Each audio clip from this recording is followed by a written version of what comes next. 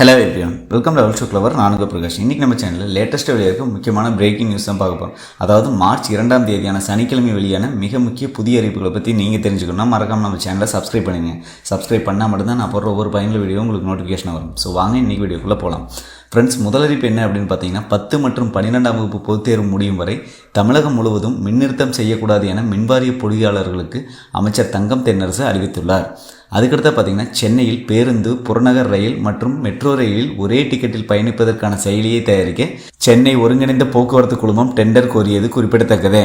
அதுக்கடுத்து பார்த்தீங்கன்னா, மதுரை மீனாட்சி அம்மன் கோவிலில் பங்குனி மாதத்திற்கான கோடை வசந்த உற்சவம் வரும் 16ஆம் தேதி தொடங்கி 25ஆம் தேதி வரை நடைபெற உள்ளதாக மதுரை மீனாட்சி தேவஸ்தானம் தெரிவித்துள்ளது. அதுக்கடுத்து பார்த்தீங்கன்னா, 2024ஆம் ஆண்டு பிப்ரவரி மாதத்தில் ஜிஎஸ்டி வசூல் 1.68 லட்சம் கோடி நிதி என மத்திய அமைச்சகம் தெரிவித்துள்ளது.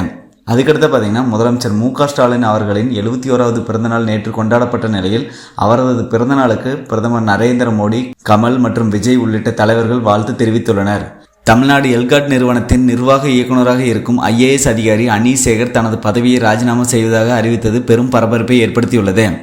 அதுக்கடுத்து பார்த்தீங்கன்னா, கோவையில் இன்று பெண்களுக்கு எதிராக வன்முறைகள், குடும்ப வன்முறைகளுக்கு எதிராக விழிப்புணர்வு மராத்தான் ஓட்டப்பந்தயம் மார்ச் 2ஆம் தேதியான இன்று சனிக்கிழமை நடைபெற உள்ளது குறிப்பிடத்தக்கது. அதுக்கடுத்து பார்த்தீங்க அப்படின்னா, வரி பகிர்வு நிதியாக தமிழ்நாட்டிற்கு 5797 கோடி ஒதுக்கியுள்ளது மத்திய அரசு. அனைத்து மாநிலங்களுக்கும் சேர்த்து 1,42,122 கோடியை ஒதுக்கியுள்ளது குறிப்பிடத்தக்கது.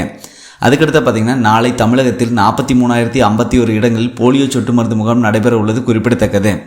அதுக்கடுத்து பார்த்தீங்கன்னா, பராமரிப்பு பணிகள் காரணமாக தாம்பரம் சென்னை கடற்கரை இடையே 44 புறநகர் ரயில் நாளை ரத்து செய்யப்பட உள்ளதாக தெற்கு ரயில்வே தெரிவித்துள்ளது.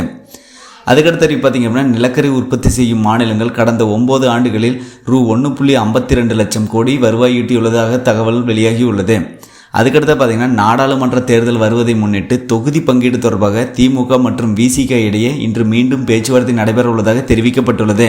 அதுக்கடுத்து பார்த்தீங்க அப்படின்னா, திருவாரூர் மாவட்டத்தில் கூட்டுறவு வங்கி கிளைகளின் சிறப்பு கடந்தீர்ப்பு முகாம் மார்ச் 2ஆம் தேதியான இன்று சனிக்கிழமை நடைபெற உள்ளதாக கூட்டுறவு சங்கம் தெரிவித்துள்ளது.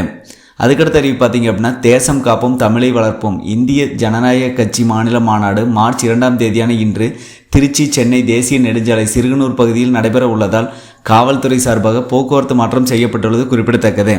அதுக்கடுத்து பார்த்தீங்க அப்படின்னா, கோவை KSR பெங்களூர் உதய் விரைவு ரயில் வரும் 5ஆம் தேதி முதல் இயக்கப்படும் என தெற்கு ரயில்வே தெரிவித்துள்ளது.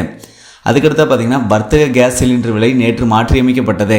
சென்னையில் வர்த்தக பயன்பாட்டிற்கான சிலிண்டர் விலை ₹23.50 உயர்ந்து தற்போது 1960க்கு விற்பனையாகியுள்ளது குறிப்பிடத்தக்கது. வீடுகளில் பயன்படுத்தும் சிலிண்டரில் எந்தவித மாற்றமும் இன்றி ₹918.50 விற்பனை செய்யப்படுகிறது. அதுக்கடுத்து பார்த்தீங்கன்னா, நடப்பு ஆண்டிற்கான உர மானியத்தை மத்திய அரசு அறிவித்துள்ளது. இதற்காக ₹4420 கோடி ஒதுக்கி ஒப்புதல் அளிக்கப்பட்டுள்ளது குறிப்பிடத்தக்கது. அதுக்கடுத்து பார்த்தீங்கன்னா, இந்தியா வந்துள்ள மைக்ரோசாஃப்ட் நிறுவனர் பில்கேட்ஸ் அவர்களை நேற்று டெல்லியில் பிரதமர் நரேந்திர மோடி சந்தித்தார். இந்த சந்திப்பின் போது செயற்கை நுண்ணறிவு, விவசாயம், சுகாதாரத்துறை குறித்து பில்கேட்ஸுடன் பிரதமர் நரேந்திர மோடி பேச்சுவார்த்தை நடத்தினார் என்பது குறிப்பிடத்தக்கது. வருகின்ற மார்ச் 8ஆம் தேதி மகா சிவராத்திரியை முன்னிட்டு கன்னியாகுமரி மாவட்டத்திற்கு உள்ளூர் விடுமுறை அளித்து அம்மாவட்ட ஆட்சியர் உத்தரவு பிறப்பித்துள்ளார். அதுக்கடுத்து பார்த்தீங்கன்னா, வந்தே பாரத் ரயில்களில் படுக்கை வசதிகளுடன் தயாரிக்கப்படும் என தகவல்கள் வெளியாகியுள்ளது. அதுக்கடுத்து பார்த்தீங்கன்னா, கீழடியில் நடத்தப்பட்ட முதல் 2 கட்ட அகழ்வாய்வில் கிடைத்த 5765 அகழாய்வு பொருட்களை தமிழக அரசிடம் மத்திய அரசு ஒப்படைக்க வேண்டும். அதனை மாநில அரசு பாதுகாக்க உரிய நடவடிக்கை எடுக்க வேண்டும் என உயர்நீதிமன்ற மதுரை கிளை உத்தரவு பிறப்பித்துள்ளது. அதுக்கடுத்து பார்த்தீங்கன்னா, தமிழகத்தில் வரும் 5ஆம் தேதி வரை வறண்ட வானிலையை நிலவக்கூடும் என சென்னை வானிலை ஆய்வு மையம் தெரிவித்துள்ளது. அதுக்கடுத்து பார்த்தீங்கன்னா, பெட்ரோல் மற்றும் டீசல் விலையின் நிலவரம். சென்னையில் இன்று 1 லிட்டர் பெட்ரோல் விலை ₹102.63 1 லிட்டர் டீசல் விலை ₹94.24 விற்பனை செய்யப்படுகிறது. அதுக்கடுத்து பார்த்தீங்கன்னா, தங்கம் மற்றும் வெள்ளி விலையின் நிலவரம். சென்னையில் இன்று 22 கேரட் 1 சவரன் ஆபரண தங்கம் ₹46,720 விற்பனை செய்யப்படுகிறது. வெள்ளியை பொறுத்தவரை 1 கிராம் ₹75.70 விற்பனை செய்யப்படுகிறது குறிப்பிடத்தக்கது.